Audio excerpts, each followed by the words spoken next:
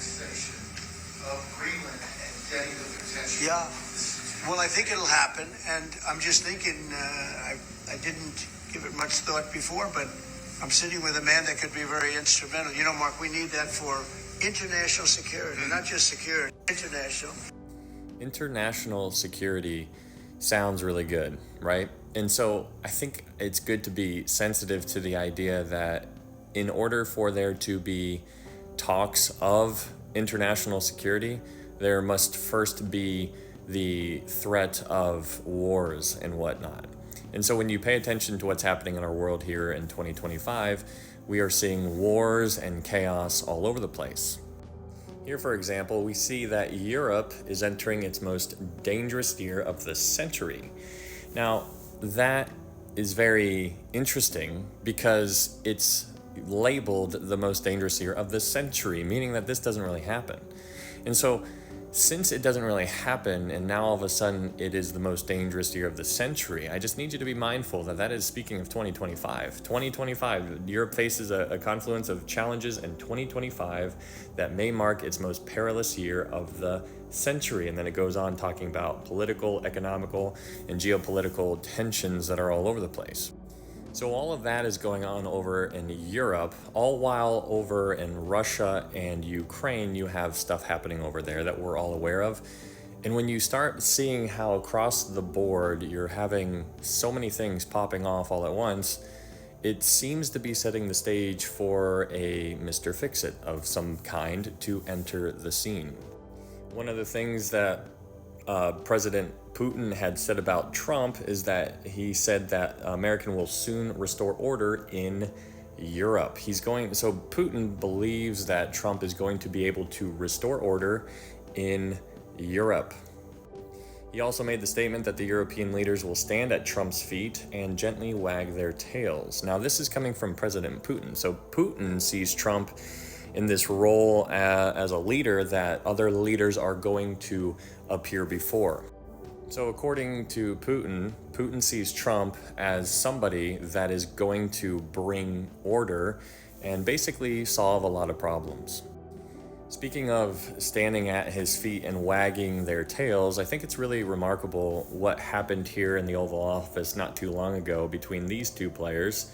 Because what you see is he basically got kicked out and he goes away for a couple days and then he ends up apologizing. That is significant. And we see that Zelensky apologized in a letter and whatnot. We're not told what was written in the letter, but it is something to pay attention to because this was given to you and I on the world stage. That's not something that we typically have insight on, but we are given insight on it now, which I think is really interesting because what we're seeing is we are seeing him basically standing at his feet and wagging his tail back and forth, apologizing.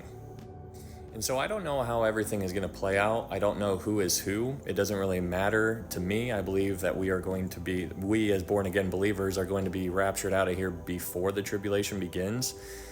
But we will be able to understand what season we are in. And so it's not going to surprise us. It's not going to overtake us because we are not of the night, we are of the day. In 1 Thessalonians chapter 5, it says, "For when they say peace and safety, then sudden destruction comes upon them." And so this is talking about when the tribulation begins. So when people say peace and safety, what this idea of peace and safety is giving you is that this is what people are going to think. The idea, in my opinion, is that people are going to recognize what's going on in the world. They're going to recognize all the chaos happening all over the place, and they're going to long for peace and safety. And so something is going to happen to where all of the people of the world are going to come to this realization when they finally see what's happening, and then they're going to see some kind of a signing or a covenant that is going to be confirmed. And when that covenant is confirmed, then they will say peace and safety. But just because they say something doesn't mean that it's actually going to be peace and safety. And on the contrary, it's going to be the exact opposite, because when they say it, then sudden destruction comes upon them. And so what is the scene that needs to be set in order for people to want to say peace and safety? Well, in order for people to say peace and safety, there needs to be all kinds of turmoil and chaos in the world. And I think that's what we're seeing in our world right now. That's just my opinion. When you check out Daniel chapter 9, verse 27, it says, "Then he shall confirm a covenant with many for 1 week." Now, this he right here is referring to the Antichrist. If you read up earlier, you'll be able to check that out for yourself. So it says, "Then the Antichrist shall confirm a covenant." And so this word confirm has the idea of strengthen, but strengthening a covenant. So, this is under investigation, I guess you can word it if you would like to, but we don't really know exactly what it means or what it's alluding to, but it basically is giving the idea that there is going to be a time when there's going to be all kinds of chaos all over the world, and people all over are going to want to make some kind of covenant. And so it's going to be like some kind of umbrella that is going to make the world get so excited, and they will then say peace and safety. And so when they say peace and safety, that's when the 1 week, the 7-year tribulation is going to essentially begin. So when a covenant is confirmed, that basically starts the clock for the 7-year tribulation. So the idea here is that when people see this covenant being confirmed, that is when they will say peace and safety. That's when they're going to say it. That's my opinion. That's how I see it. That's just my 2 cents. I don't know everything. I'm never going to know everything, but that's just how I see it. And so when you pay attention to what's going on in the world and you see all of this talk about international safety and Greenland being annexed and taking over there, and the Gulf of America and Canada becoming a part of America, you're seeing a whole bunch of things taking place. And then you're seeing Russia and Ukraine. You see Zelensky basically wagging his tail. Putin, basically, you're seeing lots and lots of alliances and being formed.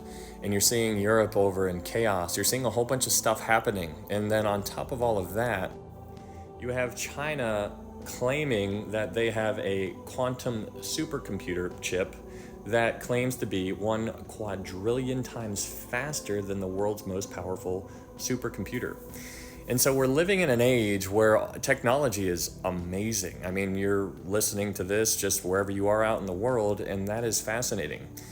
We've become desensitized to how absolutely crazy that actually is, but it's getting weirder and weirder because now it's only rising and rising, faster and faster, and so now all of a sudden they're just competing with one another, and so technology is being ramped up. And so this makes you go back to Genesis chapter 11 at the Tower of Babel, where God goes down and he basically says that there is nothing that is going to be withheld from them, meaning that all the people of the world are going to be able to achieve everything that they want to do.